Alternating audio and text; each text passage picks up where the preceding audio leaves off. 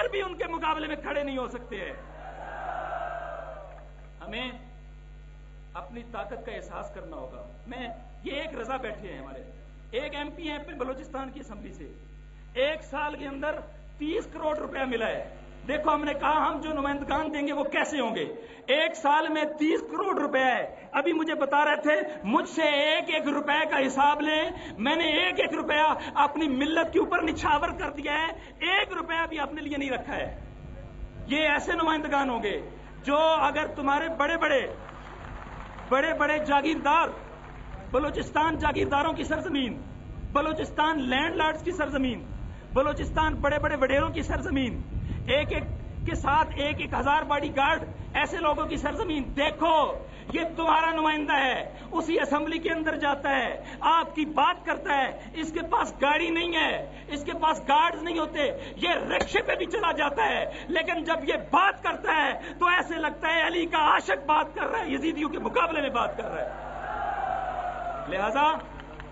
لہذا انشاءاللہ یہ گھٹا بدلے گی، یہ ظلم تادیر جاری نہیں رہ سکتا،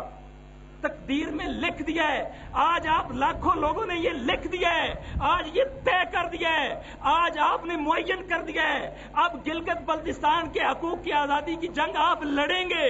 اب گلگت بلتستان کے اصل حقوق کو آپ حاصل کریں گے، اب کوئی آپ کا استحصال نہیں کر سکتا،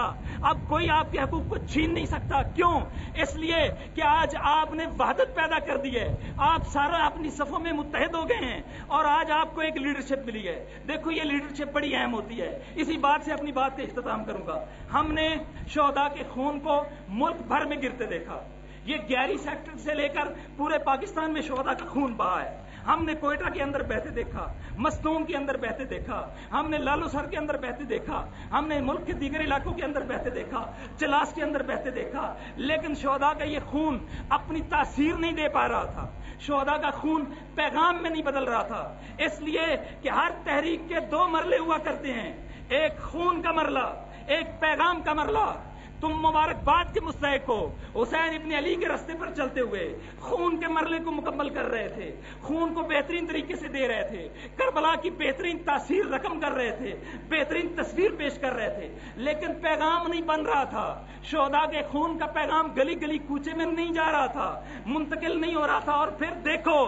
ایک بلوچستان میں آپ نے فیصلہ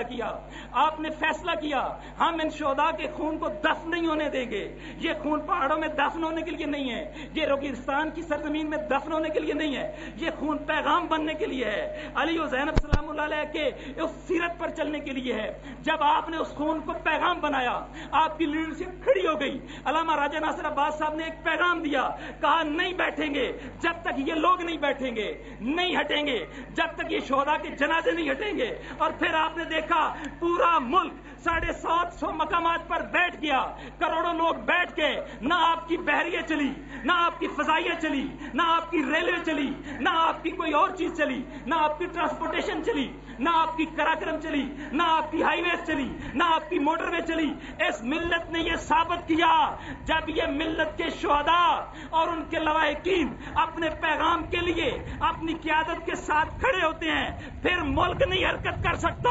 اور پھر 3 دنوں کے اندر اس وقت کا فرعون اسلم رئیسانی جو دنیا کے کسی اور ملک میں تھا، اس کو اسی ملک کے اندر یہ خبر ملتی ہے، مجلس وحدت نے پورے پاکستان میں کروڑوں زندہ ضمیروں کو کھڑا کر کے تمہاری آمرانہ یزیدانہ حکومت کو گرا دی ہے۔ میں آج بھی یہ پیغام دیتا ہوں، آپ کروڑوں کھڑے ہو گئے، آج کا کوئی عامر، آج کا کوئی میاں نواز شریف، آج کا کوئی زرداری اب آپ سے آپ کے حقوق نہیں چھین سکتا۔ شہداء کا خون بھی ہو، قیادت بھی ہو، اور مجلس وحدت جیسی رہبریت بھی ہو، ملک بھی، دنیا بھی، پوری دنیا کے اندر ہم کھڑے ہوں گے، گلگت بلتستان کے شہداء کے خون کے ایک ایک قطرے کی حفاظت کریں گے، اور آپ کی عزت اور ناموس کے لیے اس طرح کھڑے ہوں گے جیسے اپنی عزت اور ناموس کے لیے کھڑا ہو جاتا ہے۔ اور یہ آخری بات یقین رکھنا، جب ہم کھڑے ہو گئے، ادھر سے آپ کھڑے ہو گئے، اور آپ نے یہ طے کر لیا،